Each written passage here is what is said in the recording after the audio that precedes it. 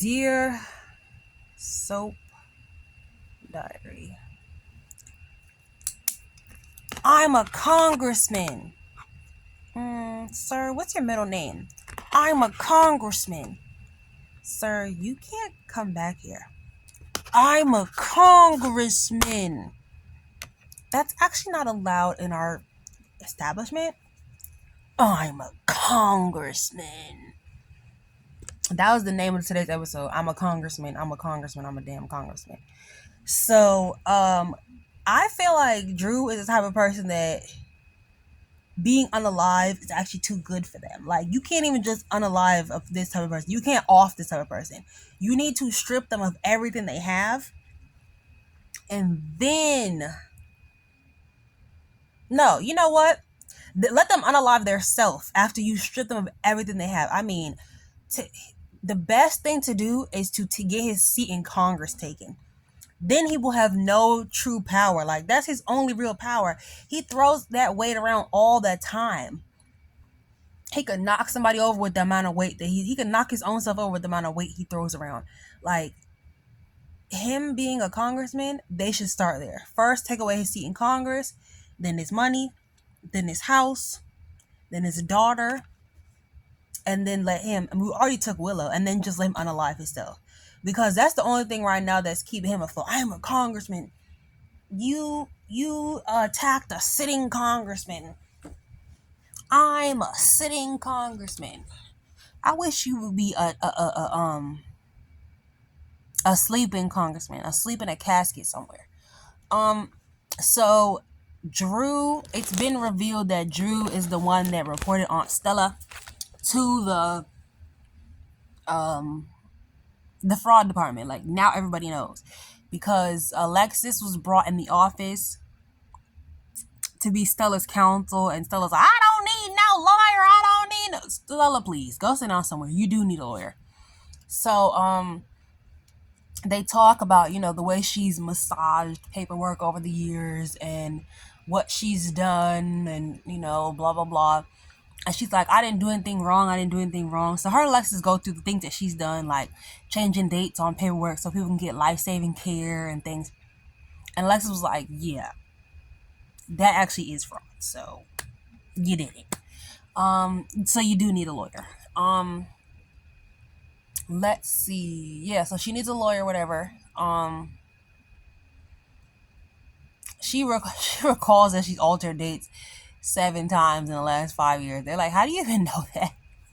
She's like, I've been going through my cases in my mind all night last night, so that's how I know. And so she's like, many people would have faced, bankruptcy and stuff, and they've been paying their premiums for years, like they deserve to be covered. Even Martin didn't know his insurance had lapsed, and they were like, Martin? Yeah, exactly, Martin. And so they're like, wait, Martin? They're like, his biggest client is Drew. And she's like, oh, I already told Martin to keep his mouth shut. Girl, you already know these YT men don't know how to keep their mouth shut on General Hospital. So she's like, oh, maybe he told Drew in passing, which is true. They were like, didn't you have a conversation with Martin at the Metro Court? When they were having when him and Drew was having the truce. He's like, yeah, I did. I told him that he needed to give me some paperwork. And they're like, yeah, exactly. When you did that, Drew was probably like, oh, I gotta give these paperwork to Stella. Drew. Martin was like, I gotta get these paperwork to Stella. She saved my life at the hospital, which is exactly what happened. He's like, he mentioned it in passing, and Drew took it upon himself to be evil. So they're at the PCPD. Michael comes in voluntarily to, discuss his options. Sonny and Justine, aka DA Brenda Bott, have a conversation in the squad room that Diane strongly, suggests against, but they still go have the conversation anyway. And she's like, I can't prosecute Michael because I was at your house, blah blah, but somebody else could. Michael could definitely go to jail for this. And I have to do my job, even though I do know Drew's corrupt, and I did hear that happen or whatever. So she's like, I gotta go to my investigator. The investigators Chase, Drew and Martin wiggle their behind up in there. Before that, they're at the Metro Court and at the Metro Court pool, I guess, and he's trying to get in Geo face. I'm like, Geo, we have so much in common. Hey, cousin. He like, boy, bye. You trying to get my granddaddy sent to prison? They're like, oh, you sound like Tracy. You hate us. Oh, you sound like Tracy. Like, no, I hate you because I saw you try to bulldoze the crib. I saw the X tape. It played at Christmas dinner. So they're like, I saw the X tape play at Christmas. Like, I saw you. I know you slept with your nephew's wife. Like, and I know you're trying to send trying to take my granddad's peers. Like, nobody's influencing me, dum dum. I'm smarter than you. Um. So Drew and Martin is at the dinner table, whatever, and he's like, "You might be doing too much." Martin like, "You might be doing too much because Michael and Curtis could definitely use Aurora Media and spin this whole narrative." Be like, uh, Drew's like, please, Martin, Curtis he's not even gonna have no time for that because his aunt getting investigated for insurance fraud. He like, Drew, how did you know that Stella getting investigated for insurance fraud? Because I'm a congressman. Yeah, you see how that don't correlate? Talking about I hear things about Stella. No. Um. So everybody comes in and all the witnesses. He comes in. They go through all the witness statements. None of the witnesses have said they saw Michael do anything. Drew's like, oh, it was you, Chase. You like Michael. He's your friend. Actually, they don't even like each other right now. So yeah, you all in the tea, all in the Kool-Aid, but you don't know the flavor.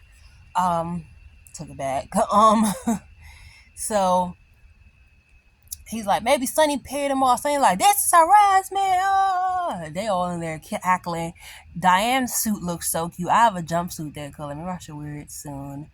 Diane's hair is giving lace front, but it's giving what lace? That lace right there. Let me see. The Turner lady's like, don't drag my officer. They be so annoying. So they were like, everyone knows you hate Michael, so you having your lawyer as your witness, really. So we don't know what Martin's gonna do, but in the preview for tomorrow, it says that Martin is going to tell him if he drops the case against Stella, he'll sign it. I would make him drop the case first and don't sign nothing. Martin, don't trust that man, and you need to start working with the Corinthos family and be a double agent, okay? A double lawyer. You need to be working with the Corinthos family and be a double agent, okay? Because you should now realize that Drew is a snake and he's not to be trusted. And the fact that he sold out Stella and sold you out along in the process, like, he could lose you too. Y'all could lose everything. And just to spite Curtis. So you shouldn't even trust him. If I was you, I would sign that with invisible ink. Or come back and recant my statement or some crap. Yeah, because this is not going down like that. Joseph is not going to win. Josepher, count your freaking days before you just get your seat in Congress stripped. Because, like I said, a person like him need the seat stripped. Take the power. Maxie's still in the hospital, whatever. Lulu in there looking dumb as usual. She tells Spinelli that she's gonna tell the kids what's going on or whatever. She goes to the house, tells Emma, Emma, you go, whatever. I got it from here. And then sitting there like a goofy, don't even know what the heck to tell the kids. So Obrecht comes over and she's like, I'm here to see my grandson. I am his Oma. It almost makes you forget that James actually has a freaking grandmother and that Obrecht actually has a freaking grandson. She's sitting around running around behind Rock Nation. So isn't James a piece of brick? Like, that's her nephew. What the heck? Go talk to him. But so they start talking or whatever. She's like, you can come in. She's like, oh, I'll just go. She's like, you can come in. She's starting to realize Obrecht is a good person. I guess they're trying to thaw them to each other. So they have that conversation. They're trying to figure out what to tell the kids. The kids run in the room. James talking about Matt. James talking about some Georgie's watching something on her phone that she's not supposed to be watching. And I'm like, James, sit down and be quiet, please. James is getting on my nerves. He's getting to the level of the little girl that was Violet, how she's annoying me, how she started to get on my nerves and I was tired of seeing her. James is that level to me. James is annoying because all he do is fight with Georgie. Can they give and run his mouth? They really need to give him something else better to do. Like that little boy can do something. I know he talk like that because his front teeth is missing, but no disrespect to the lispers, but they need to give him something else to do. Like I don't know what else he's supposed to be doing, but I don't know. They need to find something else to do because they just be having his character do stupid stuff. His character be doing such stupid stuff that it don't even look like, it don't even be looking like the little boy is genuinely interested in doing that dumb stuff that they be having him doing. He just be doing dumb stuff all the time. He just be doing stuff. Like I know he's supposed to be like portraying as a real kid, but this little boy just be doing stuff. Don't even make no damn sense. It just be doing stuff. So he over there fighting with Jordan. She's like, look, Ma's already in the hospital. Like, you're doing entirely too much. He's like, you're lying. Mom's not in the hospital. And they're like, actually, your mother is in the hospital. Nobody's lying to you, little boy. Let's see. Yeah, they're like, nobody's lying to you, little boy. So he's like, oh, what's wrong with mom? So they tell him whatever. And you could tell Georgie already knew because she probably saw it on social media. Like, Home and Heart was trending. Her mama name was probably trending. So she already knew what was going on, but she just didn't say anything. Emma said she could tell that, that Emma said she could tell that, Georgie knew something was going on, but not too much. She wouldn't really say too much. And so they have a conversation and she's like, I'm really scared about Maxie. I think my grandmother's scared too. Like, I never seen her that scared before, even when my mom was gone. Really? Your mother was definitely more scared then. That was an odd choice of line, but I guess she was littler and her grandmother was hiding a lot, probably like a lot of her grief from her.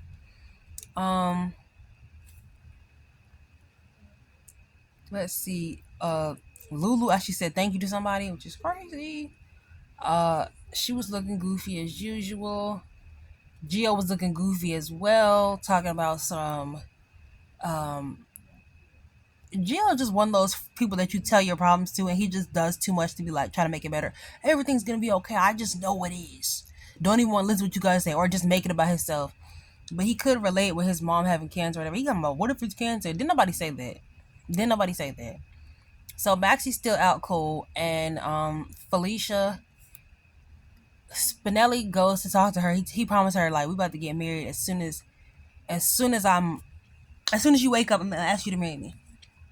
They should have been married, those two, and kind of just let them be happy up in the attic because there's not really there any chemistry anymore. Like once we saw her with her real type, like Jesse and all those dudes, those bad boys, like forgot the other dude's name, Jesse, Coop, all them and stuff, and like it didn't work out with them, and she ended up with Spinelli, and they let her cheat on Spinelli with like handsome good men.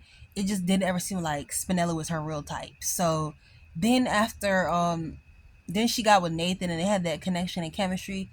It just didn't seem like Spinelli was her real type. So we know that it's not really much chemistry going on there. So they can get married and Spinelli can take care of the kids and do his tech job, and Max can live her life and take care of the kids. And they don't really need to be in scenes together. Nothing really romantic because it's not really there for them. But Maxie has gotten poisoned by Jen's city bald head Diddy head ass. So she got poisoned by him, and he poisoned the stuff. He poisoned the truth serum or whatever, and she's gonna be in a coma until like December when the actress comes back because she moved to Nashville, and she's a friend of Frank. She's an FOF. So they're not gonna like recast her, although they could have just did the story with Nicole Paggi or whatever. She was a good Maxie to me.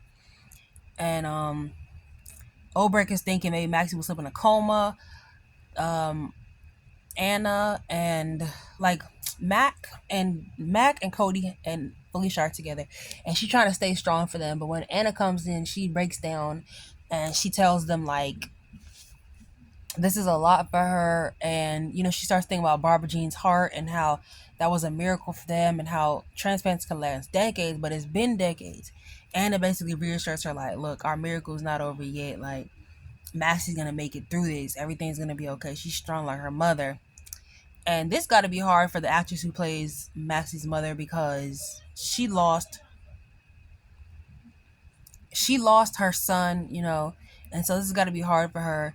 She did an incredible job in this scene. Like, her acting she wasn't over the top. It was very natural, because she could definitely relate. So she probably just, pulled on a little of her own experiences and stuff like that, which is what a good actor does. Um, I'm so here. Hold on, y'all. I don't even know if I can pause this again, but I'm just gonna keep going. Um, I can't wait to, So,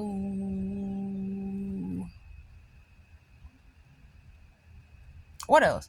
So, Lucas calls everybody together for a meeting. He's gonna tell them what happened to Maxie. He's like, okay, we processed her blood work, which is what I feel like they didn't fully process it. And they're saying that there's an enzyme in it and he's never seen the likes of.